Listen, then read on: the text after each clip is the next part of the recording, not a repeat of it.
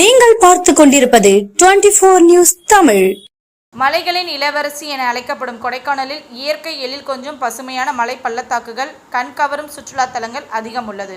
கொடைக்கானல் வனத்துறைக்கு உட்பட்ட பேரிஜம் ஏரி என்ற பகுதியில் தொப்பி தோக்குப்பாறை, மதிக்கட்டான் சோலை ஏரி உள்ளது. இந்நிலையில் 60 நாட்களுக்கு மேலாக யானைகளின் நடமாட்டம் அதிகம் உள்ளதால் பேரிஜம் ஏரிக்கு மற்றும் மேல்மலை பகுதியில் பிடித்திருந்த காட்டுத்தீ காரணமாக பேரிஜம் ஏரிக்குள் பரவாமல் இருப்பதற்காகவும் பேரிஜம் ஏரிக்கு செல்வதற்கு அனுமதி மறுக்கப்பட்டிருந்தது.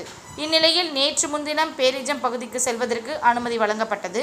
இந்நிலையில் பேரிஜம் ஏரிக்கு சுற்றுலா பயணிகள் செல்லலாம் என அறிவித்திருந்த நிலையில் அனைத்து சுற்றுலா பயணிகளும் ஆர்வத்துடனும் மகிழ்ச்சியுடனும் பேரிஜம் ஏரிக்கு செல்வதற்கான நுழைவு ரசீதுகளை வனத்துறையினரிடமிருந்து கொடைக்கானல் வனத்துறை அலுவலகத்தில் இருந்து பணம் சுற்றுலா வேனுக்கு 300 ரூபாயும் காருக்கு 200 ரூபாயும் செலுத்தி பெற்றுக்கொண்டனர். இந்நிலையில் இன்று காலை வனத்துறையினரின் வாகனத்தில் ரோந்து பணிக்கு செல்லும் பொழுது யானைகளின் நடமாட்டம் இருப்பதால் இன்று காலையிலிருந்து அனுமதி மறுக்கப்பட்டது. இந்நிலையில் அனுமதி பெற்று நுழைவு கட்டணம் செலுத்தி சென்ற சுற்றுலா பயணிகளும் உள்ளூர் வாகன ஓட்டுநர்களும் ஏமாற்றத்துடன் திருப்பி அனுப்பி வைக்கப்பட்டனர்.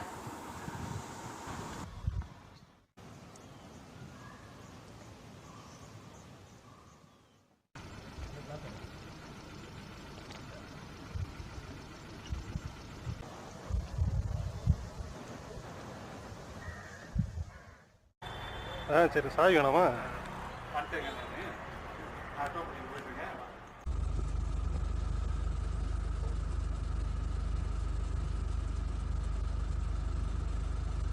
எலும்பு தொலுமா இருக்கு யானை. ஆமால மாமா எலும்பு தெரியுது யானைக்கு. மாமா தான் தெரியுது. இந்த முதுகு இதை பத்தியா இப்படி இப்படி வளைஞ்சு இப்படி அழகா இருக்கு. இங்கிருந்து பார்த்து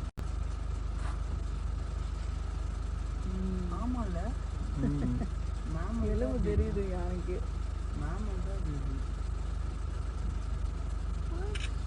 இந்த முதுகு இதை பத்தியா இப்படி இப்படி வளைஞ்சு இப்படி அழகா இருக்கு.